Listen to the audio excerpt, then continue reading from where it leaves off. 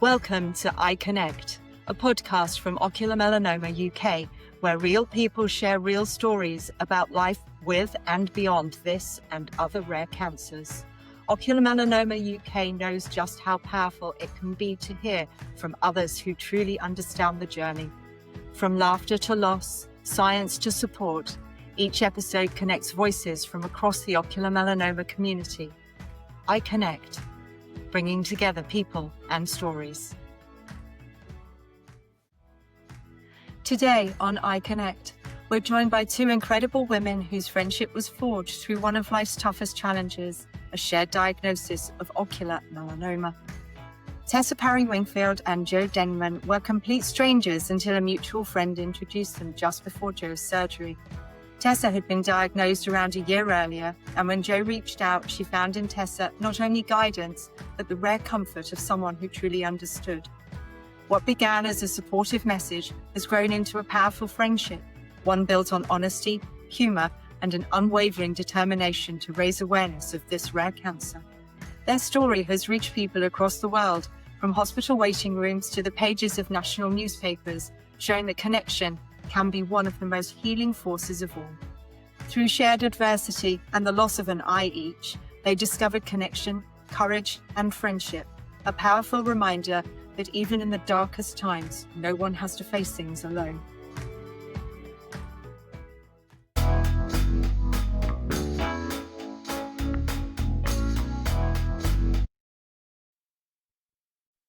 Ladies, thank you so much for joining us this morning. Thank you. Good to be here. Yeah, thanks for having us. And welcome to EyeConnect. Wow, you girls have an extremely interesting story to share between you. But before we come to the actual elephant in the room, how did you find one another? Is it a mutual friend? Yeah, mutual friend. We have a friend that used to live near us but moved to Australia a few years ago, and I just messaged her saying I was having some health issues, and she said, I know someone that's had that same issue that lives in Twickenham, and put us in contact, just like that. Yeah, so we live less than a mile apart. We both have partners called Mark, both have two cats with two eyes each. We now have one eye each, different sides, so that's why we sit like this, and we say we're either kind of an unstoppable force or a walking disaster, depending on which way we're round when we're together. But yeah, I got the call from our mutual friend saying that Jo was going through this, and could she reach out and chat to me. And my first instinct was, of course. However, you know, I'd had eye enucleation surgery almost exactly a year previously. And I just thought, God, there's so many other, as you know, I'm sure lots of people listening to this will know that there's so many other options and stages that you can try out, radiation, proton beam, things like that, before you have enucleation. And I just thought, I don't want to frighten the life out of this woman I don't know if that's not on the cards for her. But it turned out that, unfortunately, for Jo, it was. We spoke within minutes, I think, of the all clear from the mutual friend that we should speak. Within another few minutes, we worked out that we had the same surgeon, same oncologist, and we were soon going to have the same prosthetic ocularist. And so, yeah, it's sort of, our story is extraordinary. As a former journalist, the hook, the angle, the story is out there. Unfortunately, but fortunately as well for us, because we haven't been quite as lone on what otherwise can be quite a lonely journey. It can indeed be an incredibly lonely journey. And I remember our introduction, actually, Tessa, through a mutual friend of ours. She said to me, I've got this friend who's a journalist and she's got the same cancer as you. I'm like, no, she won't have. She'll have something else. She can't have the same thing. And there we go. So friendships through adversity definitely is somewhere forward.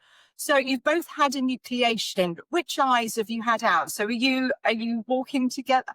Yeah, we set strategically today, let's say, and we always do walk strategically as well, as I do, and I'm sure you do with all our friends that we go on walks with. It's quite nice. Some friends know immediately just to nip to the other side, otherwise they know I'm probably going to stand on them, although I've got a lot more used to sort of that scenario and not necessarily stamping on everybody if they're on my blind side. But we always try and stay where we've got sight.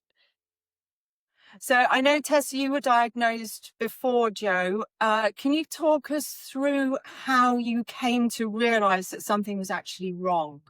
Yeah, I say it's out of the blue, and it was out of the blue, but then looking back, so I was just out running, out jogging, very normal day, and it wasn't anything particularly dramatic. It was just I had a sensation that my eyes weren't working together, and it was quite unusual, but it wasn't particularly profound. And it wasn't, so it didn't feel like all the time. It niggled me again a day later, and I kind of took action. But actually, I realize now that I'd been to the optician a couple of times over the few years previous, probably 2 years previous, with a little tiny blue bruise on the front of the white of my eye. I'm doing that, but it's that one. And it's not their fault. This is a niche area. But they said it was to do with being a contact lens wearer, and I was bruising my eye, and that's, quite normal. Actually, I suppose the lesson there is, especially when it comes to your eyes, perhaps get a second opinion. I've been back to the opticians and said no one's to blame, but anything to do with sight that you're unsure of, because I don't think it's a very common thing. I've worn lenses since I was 10 or 11.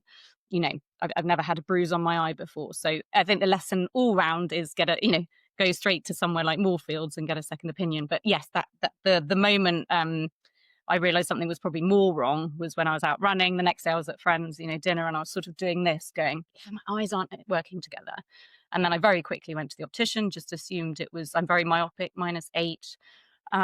So just assumed it was a contact lens tweak, that, my eyesight had got better or worse in one eye. And they pretty quickly said, there's something there. We're sorry, it could be cancer. Sent me straight to the suburban eye hospital. They actually said that there is something really big there. You need to go to an ocular oncologist. And by the way, it could be a brain tumor leaking into your eye. No joke. Nice. That was a bleak day. Turned out to be nothing to do with a brain tumor leaking to your eye. But this actually just goes to show how unknown and specialists and rare this eye disease is, this eye cancer is, because even a suburban eye hospital in London, and I won't name names, didn't know really what it was or how it was manifesting and things like that. Yeah, and this was all within a week, and then saw an ocular oncologist. Same one, Joe, the very wonderful Professor Mandeep Sagu, and then diagnosed then and there with ocular melanoma. And 2 weeks after that, 3 weeks from my run, had my left eye removed. Wow. So it's just so much to get your head round. I mean, before we go into the effect that must have had on you and your family, Joe, where were you with your kind of first symptoms, and what brought your attention to it? Is it similar to Tessa? Yeah, a little bit. I noticed that my vision was getting worse, and I actually just thought, I'm just getting old. That's what happens. You need to get glasses. So I should probably go to the opticians about that. And then I noticed that I had a red vein on the side of my eye. It was just down the side here and went into the centre, and it didn't go away. It was just there for quite a while. So I booked an optician's appointment. And then I think the morning of the opticians, I noticed that on the blue of my eye, there was like a yellow spot, quite a big spot, actually. I was like, oh, Okay. this isn't looking good. Anyway, I joked that morning. I said to my partner, I was like, oh, I'm going to the optician to see if I'm going blind today. Like, totally off the cuff joking, but I must have honestly thought that there was something seriously wrong to have even, joked about that. And yeah, straight away the optician, she was fantastic. She was really kind, really thoughtful. I think she knew what it was, but she didn't tell me. She just said, I've got you an emergency appointment tomorrow morning at 9 a.m. at the suburban eye hospital that Tess went to. So I obviously panicked and thought, well, what is this? But still, I don't think eye cancer went into my brain at this point, because I just never even heard of eye cancer. I just like, oh, something wrong with my eye. Next morning, went to the hospital on my own. Didn't really think about taking anyone else with me. I just potted off to the hospital. And yeah, saw the specialist there, and he described it as a mass in my eye. Never said the word cancer or tumor, but just said there's a mass in your eye. Scary. I can't deal with this. I need to send you to a specialist to deal with it. And then it was a week or so later that I went to London and saw Professor Sagood, same as Tess. And he actually said 99% of ocular melanoma cases, he can identify it. as that from the test that he can do. And he said that I was the 1% case that he wasn't sure if it was that or not. He described a couple of other things that it possibly could be, which sounded very, very niche. And I don't think I even really understood what he was talking about at this point. But he basically said, I need to do a biopsy of your eye to be sure to say if it is cancer or not. So a few weeks later, I was booked into a biopsy in Moorfield. So under general anaesthetic, he described it as cutting a trap door in my eye, lifted it up, went in and took a sample out, and then Not what you want to hear. yeah, and then No, happy breakfast, everybody. and then put stitches in it, which was actually very painful. And then there was about 3 weeks, I think, waiting for a diagnosis of, is this cancer? And what does that mean? Or is this something completely different and completely, fluky? And of course, it was ocular melanoma. And the tumour was nearly half the size of my eye. So he said at this point, there's really no options apart from enucleation. And had you met Tess, or which point of that journey did you meet Tess? Yeah, I think I met you Around before I had the biopsy. just before the biopsy. Yeah. And that was a really, I mean, Okay. all of it's terrifying. And my heart's racing even going through our individual scenarios and at the time again. And anyone who's listening, Joe, I'm sure, who has been through the same, their heart will be racing as well. But I met Joe just before her biopsy, and actually none of it's a nice wait. And I was incredibly fortunate. It was very stressed. The speed at which mine happened was incredibly difficult and stressful to deal with. But actually, at the same time, you don't really want to be sitting on an operation like that for too long and letting it go over in your head, because it really does drive you nuts. But Joe had that extra weight, and also it's quite cruel, isn't it? Could it be? Couldn't it be? And you hold on to hope that it isn't, but then at the end of that wait it was, and then you still had to wait for this, so I did really feel for her, remembering my much shorter phase, which was pretty terrifying enough, and then also that some hope is given, there's tiny chance of hope, and then that to be, that was tough. Yeah, but I think for me, because I'd met Tess and I knew I'd had scans on my body, so I knew I was all clear. I didn't have cancer anywhere else at this point. And I just thought, well, if the worst happens and it is cancer and I have to lose my eye, I was like, Tess is amazing. She's so strong. She's like peak of her career. She's got a family. Yeah, I was like, well, if I can follow in Tessa's footsteps, then I know I can get through this. So it was really encouraging for me to meet Tess. And so speaking of your families, both of you have families, and I mean, I'm not sure of the exact ages of your children now, but at the time they were still quite young. And for mummy to have her eye removed is like, whoa.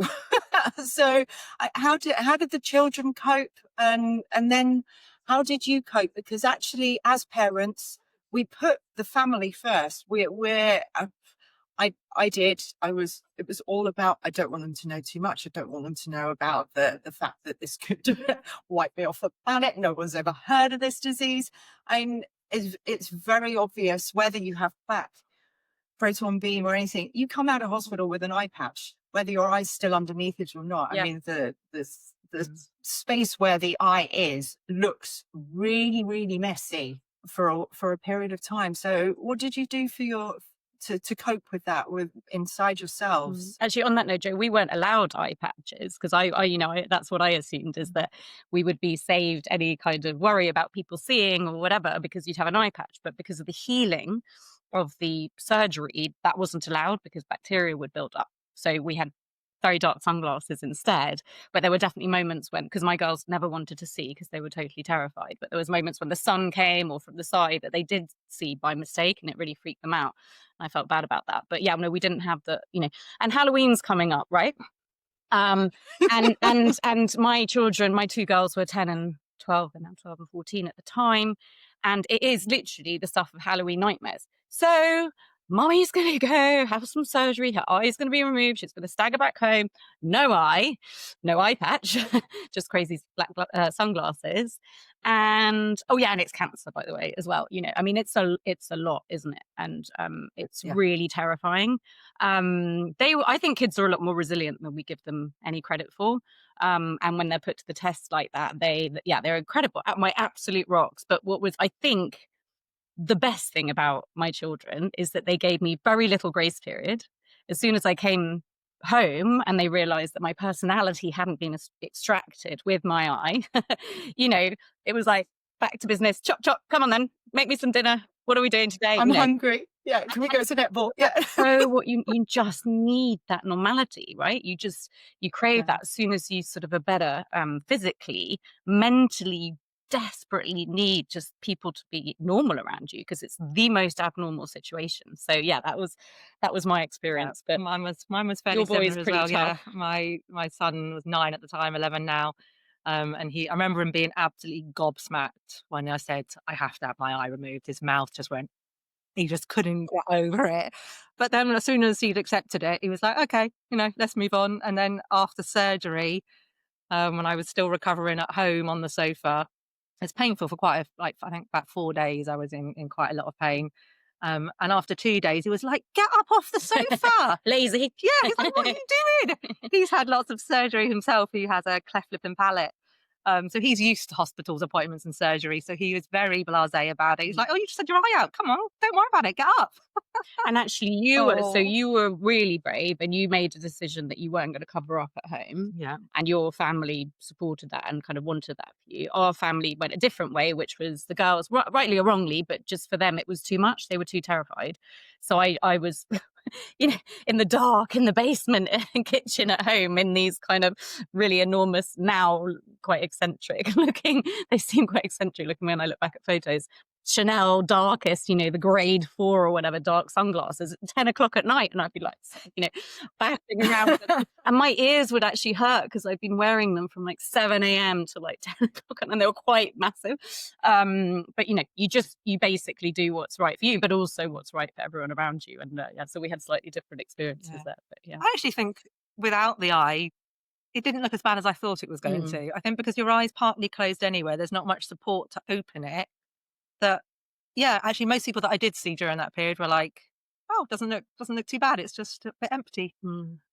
Yeah. And how long was that period before you both got your prosthesis? Because I know that there's a healing period while the socket heals and you have the conformers in. And that's really, and that's really frustrating because I remember just thinking I need some sort of eye back in there so I can go about my life.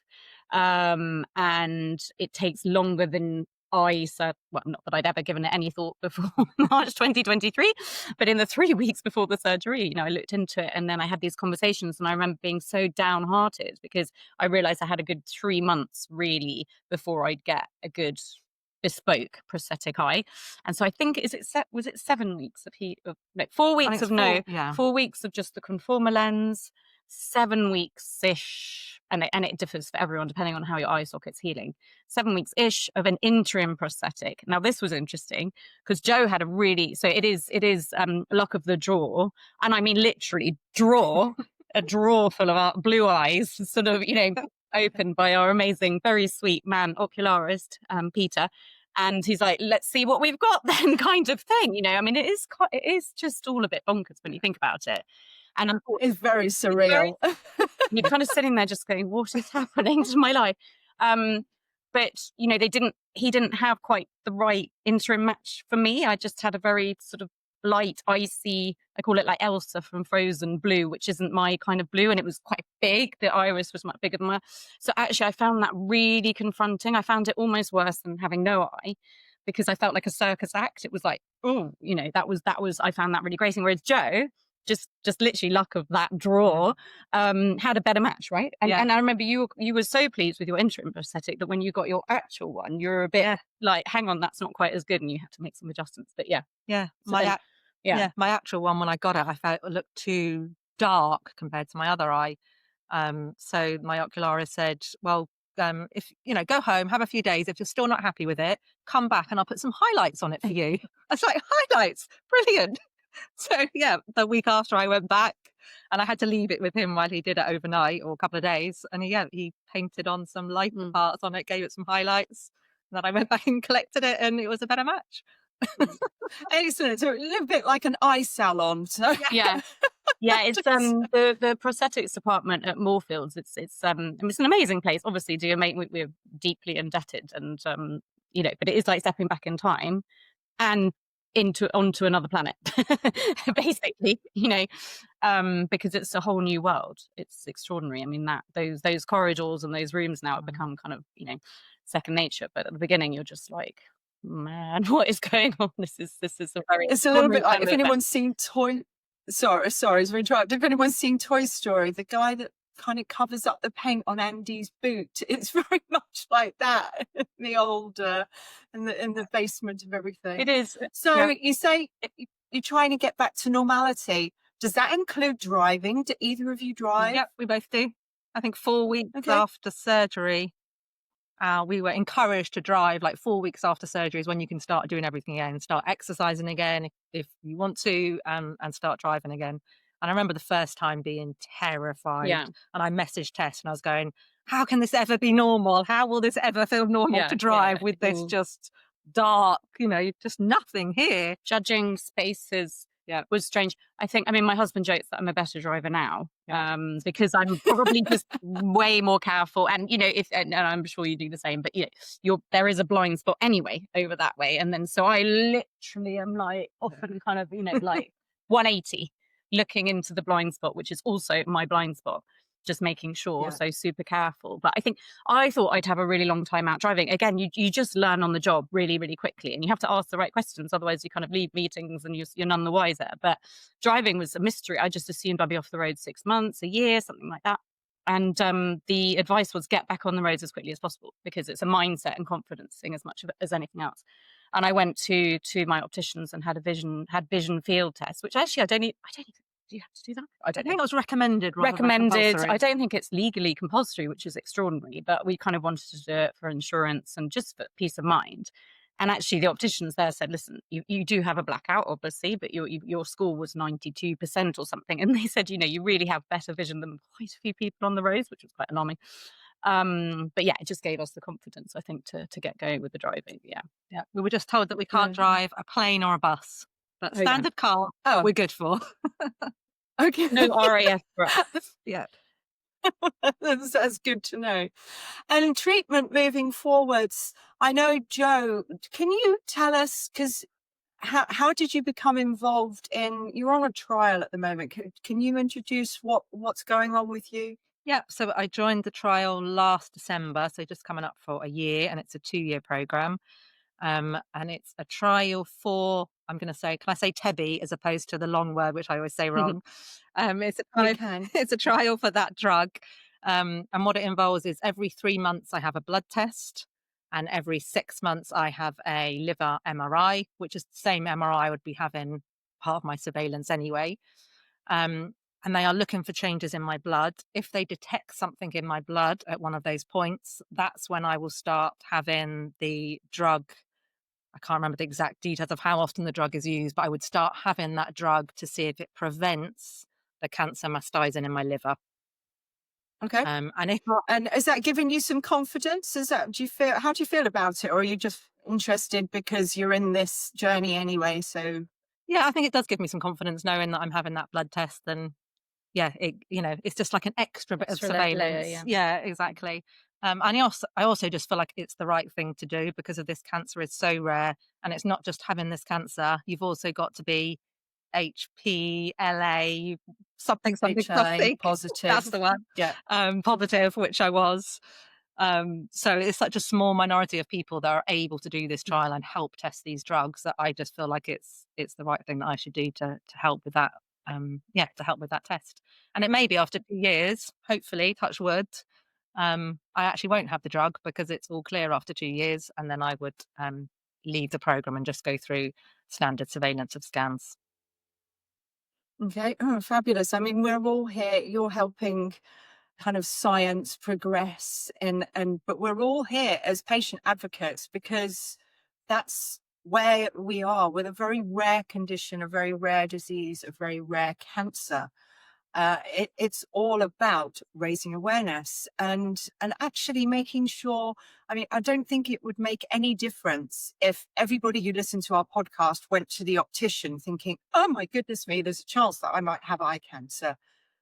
The same amount of people would still be diagnosed with it. It's not going to increase any of the numbers, but actually it's really important to get your eyes checked. Your eye health is so important. You can see so many things. So diabetes, glaucoma, macular degeneration.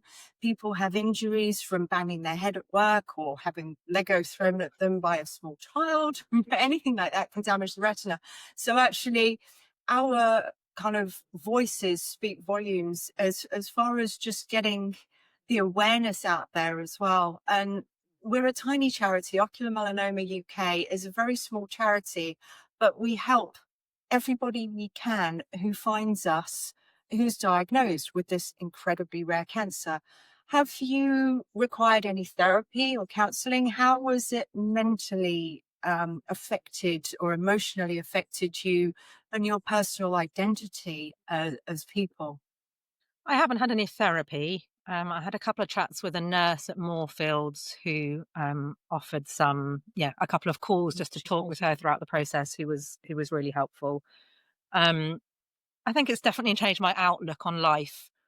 Not taking life for granted, not saying no to things because of, I can't afford it, or, you know, I may just go, no, I'm just going to book that holiday, or I'm just going to book those concert tickets and spend however many £100 and, not worry about all the little things that maybe I had in the past. So yeah, I definitely think it's helped change my outlook a bit more, appreciate things, appreciate people, and all the people that helped me when I was going through diagnosis and surgery and recovery. All the friends that the new friends as well as the old friends and family, that came there to help me and show their love and support. It was wonderful having that support and realize how much people do appreciate you and how you appreciate them.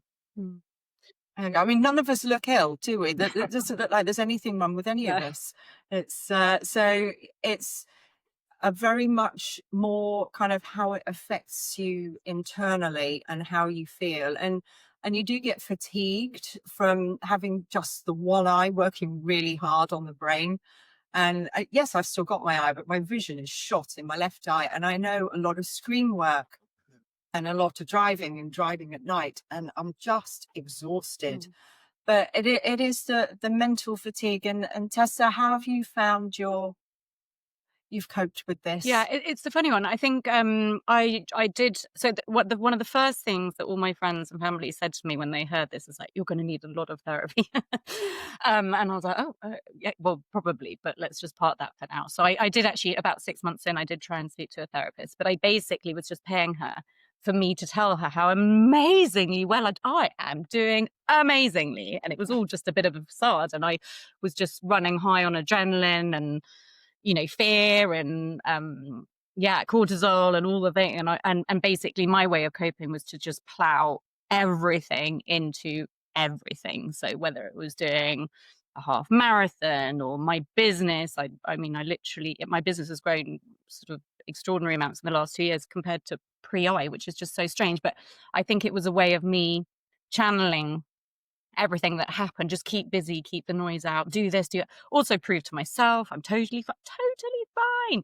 Who needs an eye? Totally fine. And also prove to everyone else around me. And then I felt really, it was about a year and a year and a half, 2 years in, I felt, as you said, Joe, the exhaustion of I felt a real fatigue, and I think I'd really overdone it, and I'd not let myself, I think, process much. I just kept everything out, and that's when I did start to see a therapist again. He's been absolutely amazing, so kind, just kind. Someone to say, actually, it's been difficult. It's been really hard, and just allow, try not to be so OTT on everything, because it's going to catch up with you. You've got to kind of slow down, and that did help. So I purposely tried to slow down. I don't know if I've totally put it always into practice, but that's really helpful. And I've stopped that now, but I will go back to him in a heartbeat if I feel like I'm struggling again. I think you just do what's right for you. We're very lucky to have amazing friends and family who listen. But yeah, as with the kids, it's like, I think you have a 1 year grace period, and then it's like, right, business as usual. And you do need that. So I think therapy does have a really important role to play when everyone else has moved on, and that's not, no one's fault, and you need them to. You desperately need them to. It's not about, being stuck in time, but therapy is helpful for anyone listening who still needs to talk about it, because it's so massive, but doesn't want to sort of burden people who are around you who have moved on. Yeah, and if anyone is requiring any support at the moment, then please reach out to the Ocular Melon UK helpline. There are people there to support you, and we can signpost you down that path. It's very difficult to live with because other people's lives do carry on. And like you say, you buy those concert tickets. I mean, there's going to be a whole cohort of ocular melanoma patients age 70, or hopefully, with no money at all. We'll all be sitting there on the streets with our one eye going, yeah, but I had a really good time in my 40s and 50s. Yeah, there are certain things that you can't go headlong into. But I did the same as you, Tessa. I picked up this ball and I ran with it and ran and ran and ran until I crashed. And it's then the rebuilding of yourself after that period of time. And I notice you've just done something on your Instagram. So can you tell us what you're doing at the moment, Tess? Oh, yeah. So when I say I calm down, sort of at the start, I've sort of calmed down. No, so I'm attempting to climb Mount Kilimanjaro in Tanzania with 5 other friends in February. And wow. Yeah, actually Joe's sister's done it. And so yeah, I mean I don't like it, monocular being any kind of a hindrance, and my message to everyone is it doesn't need to be at all. I've skied. I'm like Bridget Jones on skis anyway. So again, I think it made me a bit more careful. I'm not saying I'm here and I ski all the time, but I give it a go when we go, when we take the kids skiing and stuff. So I don't think monocular vision should hold you back. If there are things that you want to do, I haven't changed anything. I've done more. And Mount Kilimanjaro, I think, is just another sort of example of me testing the boundaries, let's say. YOLO. Let's see how it goes. And I've got a brilliant sort of support network of the 5 women I'm doing it with around me, and amazing guides. And I think altitude sickness will be our biggest hindrance, not monocular vision. So yeah, no, fair enough. And career-wise, have you stayed in the paths that you were both in? I've stayed in marketing, but I actually quit my job just before I was diagnosed. Okay. Feeling really burnt out and stressed from work, and I just thought I'm not feeling happy. I don't want to be doing this anymore. So I decided to just quit my job. I gave them quite a few months' notice because I knew this is how I felt, and I just wanted to leave and think about something else. And then actually I went to get an eye test before I left, and that's when I then was going through my diagnosis. Yeah. And actually the company were incredible because I was very lucky that I had private healthcare with them. But I was about to leave the company. I was in my notice period. So they very kindly said, we'll keep you on a minimum contract so you can keep your healthcare for the next year. Okay. Because we didn't know at this point what it was. But yeah, so I was employed with them for quite a bit longer, but just as a minimum contract so that I could continue with my healthcare with them. And then this year, just about a year after my surgery, I got a new job in marketing, working for an education tech company, initially part-time, which was really nice to just felt like I could just ease in a bit gentlier.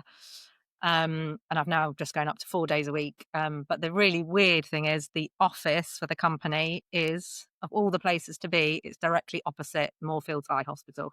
I mean, it's convenient for your trips to FIFA, yeah, it was very bizarre going there for the first day. I still have like strange feelings when I go to that hospital, because it just brings back so many memories.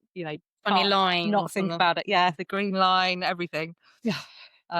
So it's just, for those who haven't been to Moorfields, when you get up there, there's kind of pathways. It's a little bit like some of the international airports, and you just follow this painted line on the floor, and it's for all the people who are kind of visually impaired.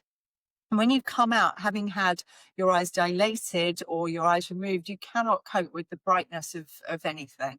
So yeah, it's a tram line of kind of colours to take you through the doors of the hospital. And randomly, a company I used to work for with CNN moved to just around the corner, and I'd get off the bus, cross over the road, go down the side street by the ramp to Moorfields, and that was my walk to work every morning as well. And again, it's really strange. It's a kind of PTSD when you go past. Yeah, exactly. Definitely.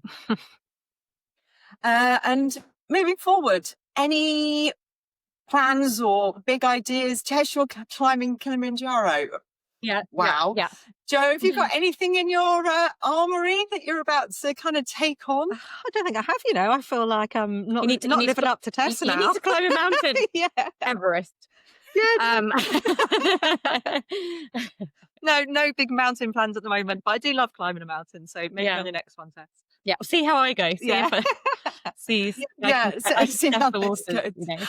Actually, just That's one thing brilliant. I did want to mention. So I think, I mean, I've stayed in the same line of work, communications, and that's going well. But I have, and again, as we said at the beginning, Jo, you were in the media world. I was a former journalist, and I have written a lot about my experience. We've written, we've been in articles about our experience and our friendship, and on the radio, and that's given me a huge sense of purpose. And I'm continuing to do that quite a lot through articles, podcasts, things like that. But I am also co-authoring a book, which is about not about ocular melanoma, not about eye cancer, and it's not a cancer self-help book. There's quite a few of those out there, but it is for it's to help those doing the supporting of friends and loved ones with cancer, because we feel there's a real gap in the market. So that's keeping me busy as well. So watch this space. We're hoping to get a commission soon. Oh, that's amazing. That sounds fabulous. I mean, yeah, you're right. It is very much, I don't know if the people who care for us are kind of left behind as such. I know as a patient, we're more in the forefront of everybody's care, coordination, and how are you doing? And it's the people who then turn to your partner or your children and go, and how have you coped with this? How are you managing looking after your wife, your partner, your friend, your sister, your daughter, your parent? And so, that's fabulous. So you're waiting for it to be picked up. And how far through writing it are you? So we have to, it's been a bit of a learning process, actually, having never written a book before. Actually, my co-author is a fellow journalist and he has written books, but you need a book agent, you need a book agent to commission it. And I hadn't realized quite how much sample material you needed. And because ours is reliant on quite a few interviews, because we're including a lot of personal stories and anecdotes, actually writing one chapter is similar to writing 5 chapters. So it's quite a big undertaking. So we're hoping to wrap up we've got the sample introduction chapter by the end of the weekend, maybe. It's really hard though. It's like getting someone to open the email and look at the pitch. It's not just about having a great pitch, but we don't know anything that's on the bookshelves like this. So we identify a massive gap in the market. And with so many people, not just rare eye cancer, but with so many people being diagnosed with cancer at the moment, which will probably only get worse, unfortunately, while treatment and everything like that might be getting better. It's sort of never been more needed. We feel, but there you go. That's the spiel. I'm sure there's a lot of people out there who feel the same. Now, at the end of every podcast I've done, I kind of throw a bit of a curveball at people and say, is there anything anecdotal or funny that you'd like to share, either through just something that's happened to you, but I suppose more importantly, through something that's happened to you since you've either lost your eye or you've taken this ridiculous cancer diagnosis? I can think of a couple of examples where I'm just really scared I'm going to lose my eye. So the way the prosthetic works, because it is just like a giant contact lens which is sat on top of a implant which your muscles are attached to. So the only thing keeping the prosthetic in is basically your eyelid. So if you were to pull your eyelid up, sneeze, pressure, it will come out. And to be fair, it hasn't actually fallen out for me yet. But when I'm on things like a water slide, I went on a water park on holiday last summer and I was like this, going down the water slide, just like making sure it doesn't fall out, or in the sea with big waves, because of, if it falls out, and you can't find it in the sea, that's it, gone. Yeah, it's bespoke. And you really don't want people looking for your eye. Yeah, where's my eye? That's just when it gets no. Yeah, help me find my eye. So yeah, always lots of that paints a wonderful picture coming down the water slide. It's okay, I'm okay. I'll get. Not worried about your bikini. It's just about keeping your eye in. Yeah, you've got your boobs flashing in the wind. Maybe we just need to do that. But don't worry about the eye. Yeah. Tess, have you got anything funny you want to share with us? So many, unusual things that happen where, as I said before, what's happened to my life moments. I put a contact lens on my prosthetic. That's odd. I don't know. Take it out. Yeah, because, I've done that since I was 11. You're trying to break habits here. So that was strange. I did, and this wasn't actually as funny, but it's funny looking back at it. But again, you sort of forget, and I was just rubbing off eye makeup too sort of vigorously, and I must have caught the prosthetic, and it literally went flying across the bathroom floor. And that was a pretty harrowing experience at the time because it was quite early on. I can definitely laugh about it now because it was just like At least it didn't go down the loo. But I do think, at least it didn't go down the loo. But I do think, dark humor is important, during these times, and we laugh a lot. You absolutely have to. And my brother was amazing, when I first was diagnosed, because he's sort of impeccably timed humor, and the timing is important. But he'd say stuff like, well, 50% savings on contact lenses, every month and stuff like that. And you do need that humor to get you through it.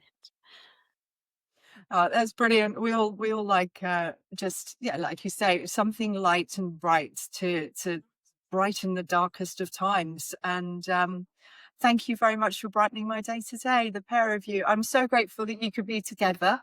And it's lovely to see you both looking so well. Thank you. Thanks for having us, Jo. Thank you so much.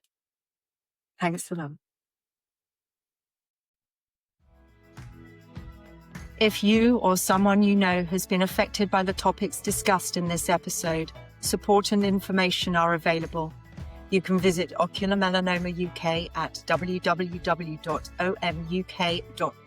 for guidance, resources, to connect with our helpline and others who understand.